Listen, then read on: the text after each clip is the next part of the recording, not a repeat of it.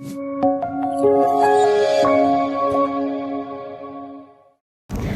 kabar siswa sekalian? Sudah siap dan semangat belajar hari ini? Materi kita hari ini adalah tentang zat aditif. Kalian punya makanan favorit kan? Ya, karena alasannya lezat dan tampilannya yang menarik. Nah, sebelum kita mempelajari tentang zat aditif, mari kita amati tayangan berikut ini.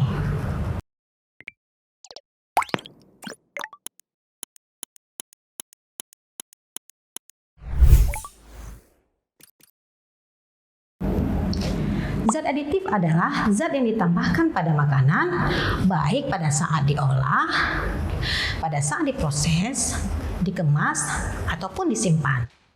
Menurut peraturan pemerintah nomor 28 tahun 2004, zat aditif adalah zat yang ditambahkan pada makanan, dapat mempengaruhi sifat dan bentuk makanan.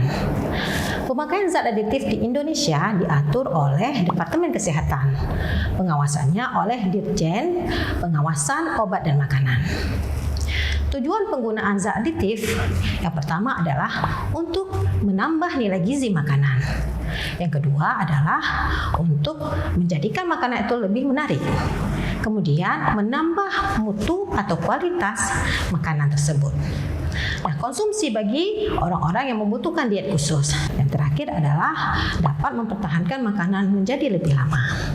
Beberapa jenis zat aditif adalah zat yang dimasukkan sebagai pewarna, pemanis, pengawet, ataupun penyedap rasa. Macam-macam zat aditif. Zat aditif terbagi menjadi dua macam. Yang pertama zat aditif alami dan zat aditif buatan. Zat aditif alami adalah zat yang bahan-bahannya berasal dari alam. Sementara zat aditif buatan adalah zat yang berasal dari bahan-bahan sintetis yang dibuat oleh manusia.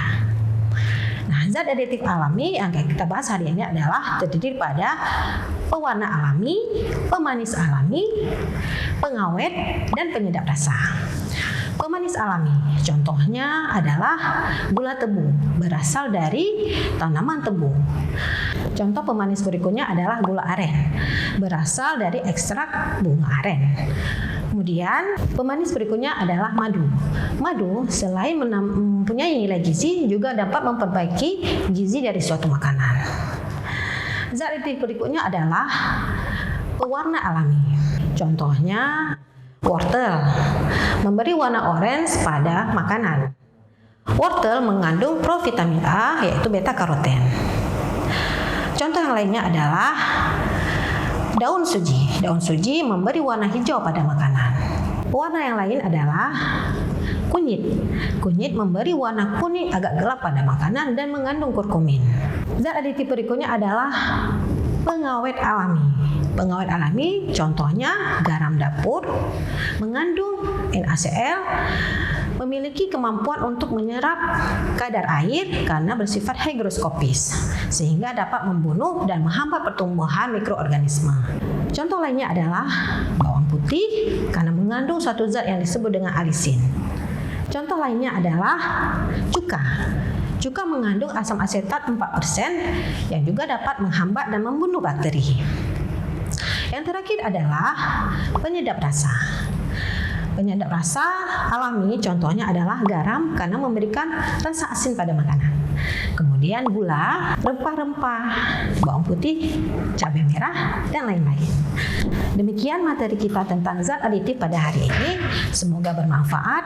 Jika kalian suka, jangan lupa di komen dan bagikan video ini kepada teman-teman yang lain. Terima kasih.